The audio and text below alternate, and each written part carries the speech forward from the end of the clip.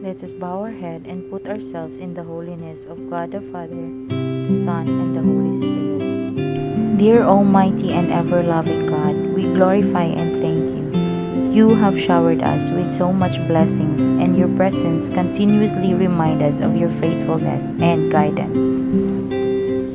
May we humbly ask you to shower our speakers today of your greatest inspiration so that they may share the most of their knowledge in the laws, rules, and regulations, use of drones and its application to the practice of geodetic engineering. May we also absorb this valuable knowledge, experience, and put into practice what we may learn today.